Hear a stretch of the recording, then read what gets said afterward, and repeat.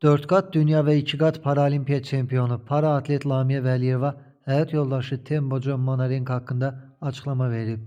Doğru xəbər Azərbaycan bildirir ki, o Futbol Info saytına müsahibəsində bu barədə danışıb. Həyat yoldaşım Tembocon Cənubi Afrikadandır. Hardasa 5-6 ay olar bura gəlib. O həqiqətən də potensial olan atletdir.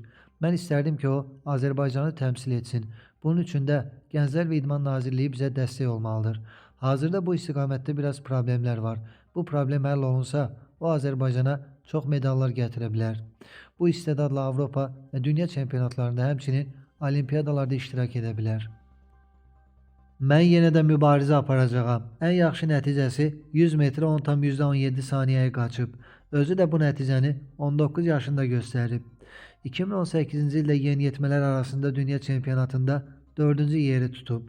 Orada 100 metri 10,23 saniyəyə qət edib, sonra dediyim kimi onu 10,17-yə qaldırıb. İnanıram ki, həyat yoldaşım 10 saniyədən çıxa bilər. Ona köməklik göstərilsə, bu nəticəni əldə edəcəyini ümid edirəm. Sadəcə idman pasportu almalıdır. Bunu əldə etsə, bizi təmsil edə bilər. Son beynəlxalq yarışı Çengduda keçirilən Universiada olub. Orada estafet yarışında Cənubi Afrika millisi ilə 3-cü yeri tutub.